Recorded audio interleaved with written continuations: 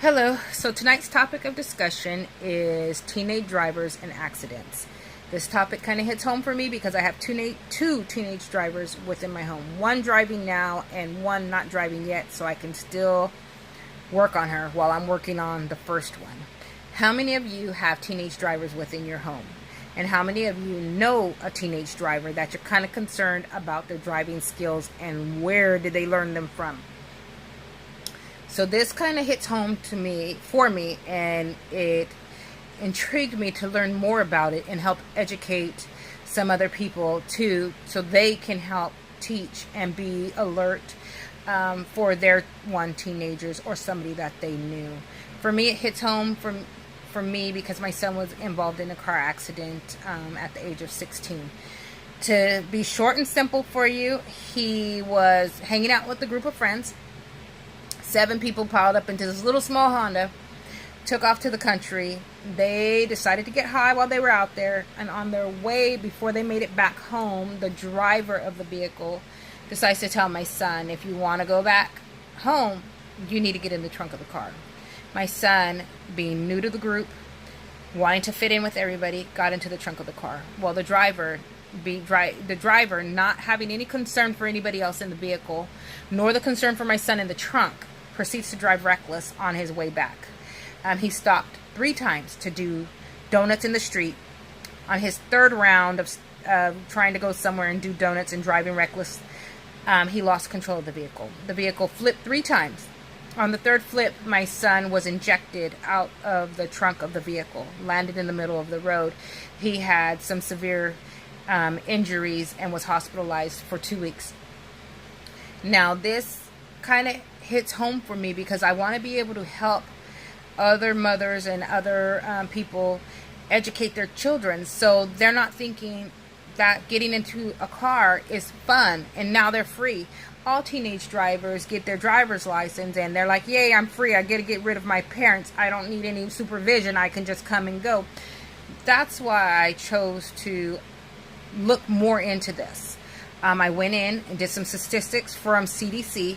Says that from the 2005 that we were at 33% of car accident deaths among 13 and 19-year-olds, which means the ages of the drivers, 13-year-olds can't drive, but a 19 and an 18-year-old and a 16-year-old can. So these are friends that they all added to their vehicles, and a lot of them have passed away. 400,000 teenagers were injured in accidents in 2013. In 2013, 54% of car crashes or deaths occurred by teenagers. I did some more graphs, and this graph is citations per 100 drivers. And this is a citation for speeding, no signal lights, driving recklessly. This was high in 2009 for 18-year-olds. Wow. This one is in involvement per 100 drivers. So this means that these 100 people were involved in an accident in 2013, and the ages for them are 16-year-olds. These were all percentage rated out by CDC. And then we also have the percentage for teenagers that want to speed, not doing signal lights. These go over the percentages of that. For speeding, it's a 52% of teenagers between 16 and 19 that are speeding, not looking at the signs and following the signal lights, making wrong turns, driving recklessly, passing people. These teenagers don't pay attention to the road the way we would. And I try to educate my son the most that I possibly can as he's driving. But CDC gives us some pointers. For one, set some rules. If your child goes to work, then they can drive the car to and from work and to and from school. They need to be given a time when they can return the vehicle. No night driving until you know that they are ready and they're mature enough to control a vehicle in the dark. And seatbelts. Majority of the time, these accidents are happening. These children aren't wearing seatbelts. As smaller children, we teach our children, put your seatbelt on when you get in the car. Continue to do that. Even as they turn 16 and 17 and 18 and 19 and they're sitting in your vehicle, put your seatbelt on. I'm not moving. You have to be persistent with them and make sure that they continue to carry on with what we're teaching them. And also, no friends in the car. Most of our accidents are caused by distractions. Cell phone distractions, radio distractions, friend distractions.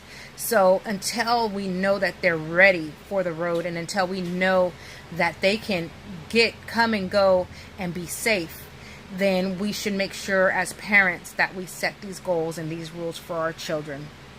Now, we need to be more aware of where they're going and what they're doing. And no, they're not always going to tell us what's going on.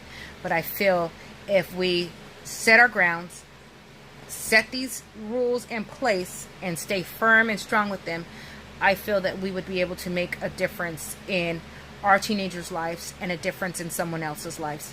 I hope you guys have learned something from my video, and I hope this will help you in the future and help your children as well. Thank you for listening, and have a nice day.